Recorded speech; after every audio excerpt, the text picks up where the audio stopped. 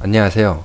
이번 시간에는 지난 시간에 이어서 2019년에 경제위기 2탄, 경제위기라기보다는 미국 금리 인상에 따른 우리 삶의 환경이 변하는 것에 대해서 조금 더 살펴보도록 하겠습니다.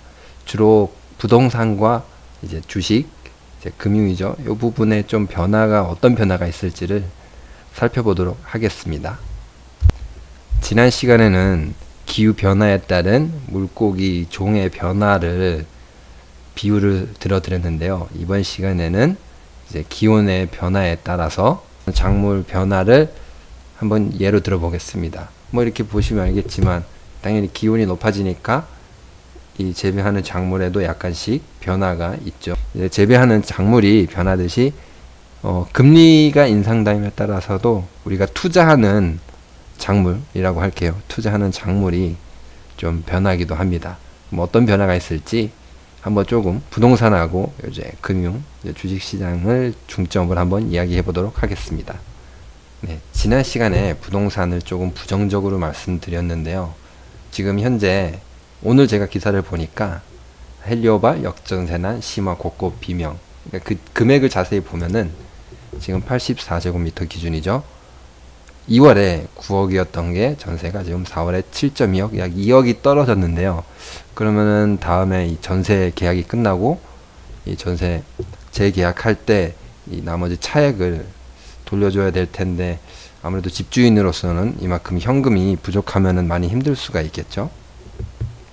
네, 지금 제가 여기 단면만 좀 보여드렸는데 앞으로 이런 현상이 점점 더 심하게 일어날 것으로 예상되고요.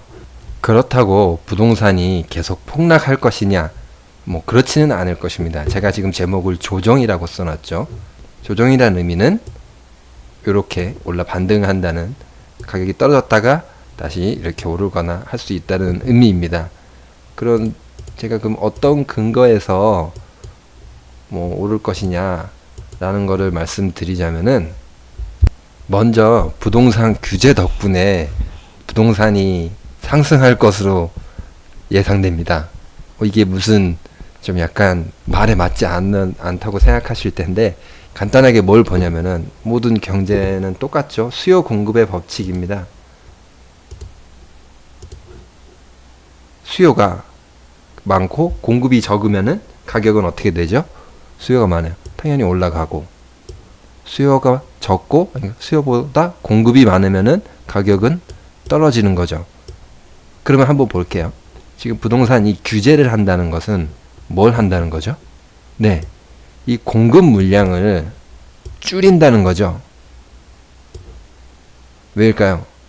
한번 수요를 줄일 수 있을까요? 수요를 줄이면 우리 대한민국이 5천만이니까 수요 줄인다고 한 3천만으로 줄여버릴까요? 이런 일은 불가능하단 말이에요. 이민을 보낸다거나. 그러니까 수요를 늘리거나 줄이기는 쉽지 않아요. 우리 인구를 조정할 수는 없잖아요. 물론 이민을 대량으로 받을 수 있다고 하거나 통일이 돼서 북에서 많은 인구 유입이 있을 수 있겠지만 그거는 좀 쉽지 않은 측면이죠. 부동산에서 수요를 인구, 이걸 연령대로 보지는 않을게요. 전체적으로 봐서 전체 인구로만 본다고 하더라도 사람을 늘리거나 줄이기는 되게 어려워요. 근데 공급은 그에 비해서는 조금 쉽기 때문에 지금 정부가 부동산 규제를 내놓는 것은 공급을 줄여서 가격을 어느 정도 올리겠다라는 의지가 있다는 거예요.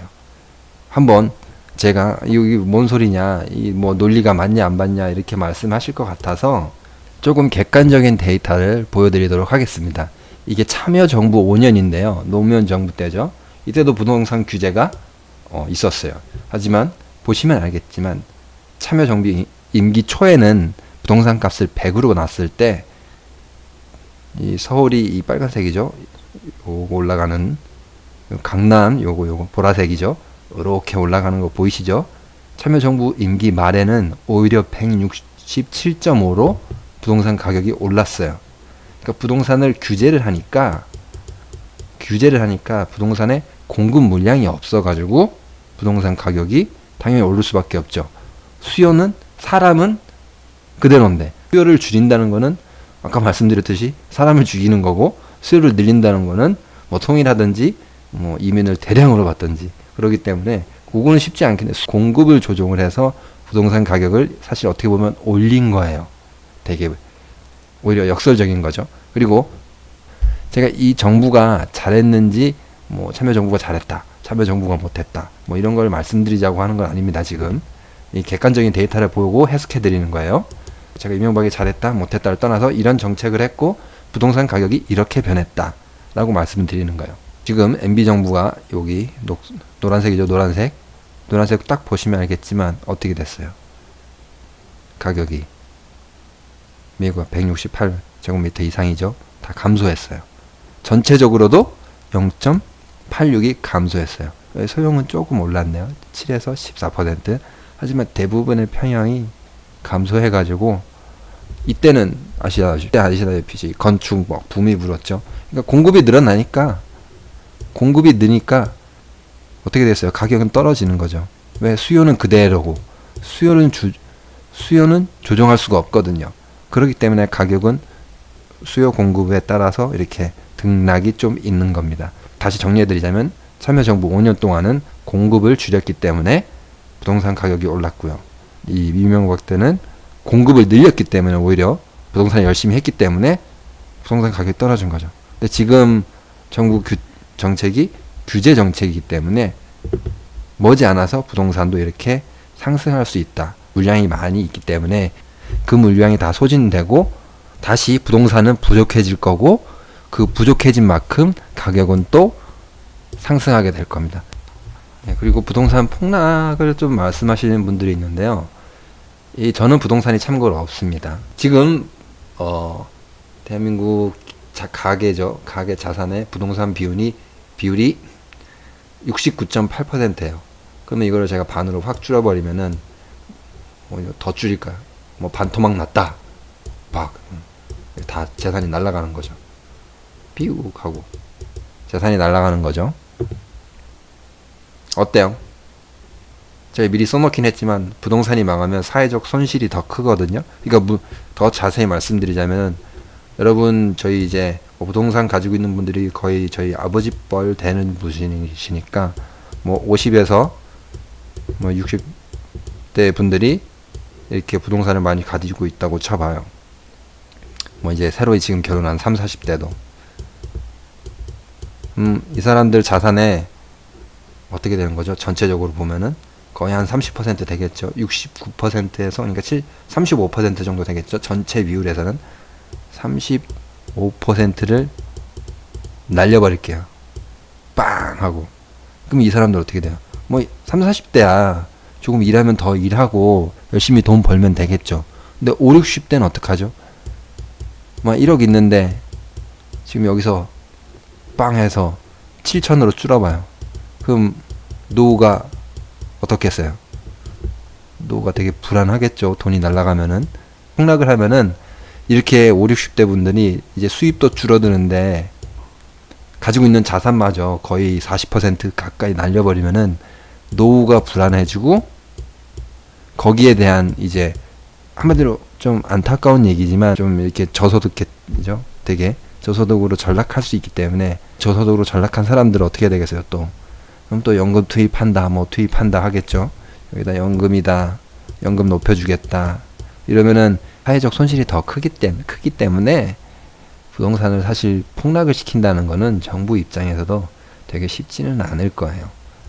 그리고 더 말씀드리자면은 금융을 얘기하기 전에 또 한번 제가 재밌는 얘기를 한번 뭐 이야기 형식으로 조금 풀어내 볼게요. 평균 점수를 빨리 올리는 방법 해가지고 국어, 영어, 수학, 과학이 있다고 해볼게요. 지금 국어 92점, 영어 30점, 수학 20점. 수학 점수 너무 낮다. 과학 30점. 그러면은 어떻게 하면은 평균을 빨리 올리면 될까요? 국어를 공부해서 국어를 100점을 맞는다. 나머지 그냥 그대로다. 그럼 평균이 올라갈까요? 반평균이? 반평균이 아니라 평균이 올라갈까요? 안 올라간단 말이죠. 쉬운 건 뭐예요? 영어를 올린다든지 수학을 올린다든지 과학을 올린다든지 특히 수학 이런 거 올리면 영어 올리면 되는 거잖아요. 그런 것처럼 현재 우리가 이렇게 보시면 돼요. 부동산은 어떻게 보면은 92점, 주식은 뭐 30점, 연금은 20점, 펀드는 30점. 앞에 PPT에서 본 것처럼 이렇게 되면은 여러분이 만일 대통령이나 집권당이라고 생각해봐요. 제가 뭐 이 집권당이라든지 대통령에 대해서 절대 지지하거나 나쁘다는 게 아니고, 내가 집권당 하고 있어요. 대통령 하고 있어요. 그럼 한 번 더 해보고 싶겠죠. 그럼 한 번 더 어떻게 해요? 이 점수를 높이는 게 내가 점수를 높여야 될 거 아니에요. 이게 점수를 높여서 내가 잘했다, 경제를 살렸다 이래야죠. 뭐 부동산에 열심히 해가지고 올려봐요. 여기서 한 100점 맞았다고 해요. 그럼 8점밖에 안 올라간단 말이에요. 근데 주식이나 뭐 연금에 여기서 열심히 했어요. 그럼 여기서 한 30점 올려서 60점이 됐어요. 그럼 이거보다 이게 더 10대니까요. 지금 딱 봐도 여러분 이 8점 올리는 게 쉬워요. 지금 6점 올리는 게 더 쉬워요. 그러니까 지금 이거를 할 거란 말이죠. 이런 거 금융에서, 연금이나 펀드에서 열심히 점수를 올리려고 노력을 할 거예요. 이제 그런 노력이 사실은 지금 뉴스에서 보이고 있죠. 뭐 금융을 개혁한다든지, 그래서 뭐 안 된다, 뭐 그 말은 많은데 제가 거기에 대해서 평가는 하고 있지 않습니다. 근데 여기에 대해서 시도를 하고 있는 거죠. 정부에서는 이제 이걸 높여서 이제 평균 점수를 올려봐야 되겠다. 그래야지 내가 다음번에 한 번 더 할 수 있으니까. 그러니까 이걸 중에 뭘 올리면 부동산보다는 여기에 올리는 게 더 쉽지 않을까. 정부 입장에서는, 지금 현 정부 입장에서는 그렇게 생각하고 있을 거예요. 그래서 앞으로는 부동산보다는 여러분들이 돈을 좀 이렇게 더 수익을 많이 낼 수 있는 길은 주식이라든지 연금이라든지 뭐 펀드 이런 쪽에 조금 더 많은 기회가 있지 않을까라는 생각이죠. 그렇다고 부동산을 다시 보죠. 이거 똑같아요. 또 부동산을 떨어뜨리진 않을 거예요. 왜냐, 멀쩡히 92점인데 이걸 70점으로 만들지는 않을 거란 말이죠. 점수니까. 그러니까 92점이면은 뭐 90에서 뭐 95 사이로 유지하는 전략으로 가겠죠. 아니 85 최소 85 이상 떨어졌다. 그러면 다시 국어 공부해야 되겠죠. 아니 부동산 공부 이제 그러니까 최소한 떨어뜨리진 않고 90에서 95점 유지할 정도로 되고, 이제 나머지 점수를 올리는 거죠. 사실 이렇게 생각하시면 돼요. 부동산이 뭐 폭락할 거다, 부동산이 막 폭등할 거다, 그러기보다는 쉽게 생각하면은 약간 이런 식으로 부동산이 지금 높은 점수인데 그거보단 다른 게 올리기 더 쉽다, 이렇게요. 주식 시장도 어떨 것이냐, 제가 좀 이건 지난 그 첫 번째 동영상에서 제가 말씀드렸죠. 조정이 있을 거라고. 이제 한계 기업 설명해 드리면서, 안 보신 분들은 1번 영상에서 확인하시고, 좀 새로 추가된 게 있으면은 이번에 4월 외국인 증권 투자금이 14억 달러, 14억 달러면 적은 돈 아니죠. 여기 한미 금리 역전으로 이제 유출됐다고 하네요. 이제 금리가 계속 인상되면 인상될수록 유출되는 자본은 늘어날 거기 때문에 거기에 대한 이제 주식시장의 조정이 조금은 있을 듯해요. 금리를 높이면 되는데, 금리를 높이면 얘네가 힘들겠죠. 한계 기업들이 돈도 못 내고 있는데, 돈 벌어서 그럼 얘네들이 힘들겠죠. 그러니까 지금 어떻게 할 수가 없어요. 금리를 가만히 내두면은 돈은 계속 빠져나갈 거고, 금리를 올리면은 얘는 더 힘들 거고. 그러니까 이제 선택지는 둘 중에 하나예요. 금리를 올리냐 안 올리냐. 그러면은 미국은 금리를 올렸으니까 금리를 안 올린다. 그러면 자본 유출이 계속 될 거예요. 그럼 금리를 올릴 거야. 그럼 얘네가 힘들 거야. 얘네가 망할 거예요. 그러니까 금리를 안 올리면은 주식시장에서 돈이 빠져나가서 힘들고, 금리를 올리면은 이 한계 기업들이 힘들어져서 망해서 힘들고, 이제 둘 중에 하나라서 이제 고를 수밖에 없어요. 정부 입장에서는 어느 게 덜 아플까? 너 이게 먼저 맞을래? 나중에 맞을래? 이거죠. 뭐 먼저 맞으면은 좀 덜 아플까? 나중에 맞으면 선생님 또 힘 빠져서 덜 아플까? 그러니까 고민하고 있는 거예요. 지금 정부 입장에서 어차피 맞아야 돼요. 네, 그럼 뭐 주식시장이 떨어진다고 뭐 우리가 좀 힘드냐? 어떻게 보면 이게 찬스가 될 수도 있어요. 조정이 있을 때 뭐 우리나라 주식이 다 나쁜 건 아니거든요. 뭐 일부 주식은 안 좋은 주식도 있지만 괜찮은 주식, 뭐 괜찮은 회사들도 지금부터 괜찮은 주식을 이제 찾아놓고 기다리면 돼요. 그리고 조정이 왔을 때 그런 주식을 다시 사면은 어떻게 보면 오르는 거죠. 다시 올랐을 때 수익을 이제 즐기면 되는 거죠. 그래서 제가 유튜브에 뭐 좋은 주식 좀 없나 하고 이렇게 일주일에 뭐 한두 개 정도는 올려보고 있거든요. 여기서 아마 괜찮은 주식이 나오지 않을까 저는 좀 생각하고 있습니다. 여러분들이 구독해 주시고 좋아요 많이 눌러 주시면은 좋은 주식이라고 할까요? 이런 것도 많이 올리고 또 이런 영상도 찍어서 많이 올리도록 하겠습니다. 네, 그래서 아까 말씀드렸듯이 이제는 부동산보다는 이제 연금, 뭐 펀드, 주식이라서 어떻게 보면 돈을 이렇게 많이 불릴 수 있는 방법은 금융이라고 하죠. 금융을 좀 공부하는 건데요. 간단하게 제일 중요한 것만 한번 보고 갈게요. 그냥 코스톨라니의 달걀 모양이라고 금리 변화에 따라서 이렇게 투자하는 대상이죠. 체크하는 데 있어서 이 나침반 역할을 할까요? 나침반 어느 방향으로 가야 될지 이렇게 북쪽이다, 남쪽이다, 뭐 이런 식으로 그거만이라도 알아두시면은 참 좋을 것 같아요. 뭐 금융 공부가 워낙 넓기 때문에 기회가 되면은 한번 영상을 촬영을 해서 올려보도록 하겠습니다. 박지하고 네, 오늘 뭐 강의도 여기까지 하고 다음에 또 좋은 강의로 여러분들을 찾아뵙도록 하겠습니다. 감사합니다.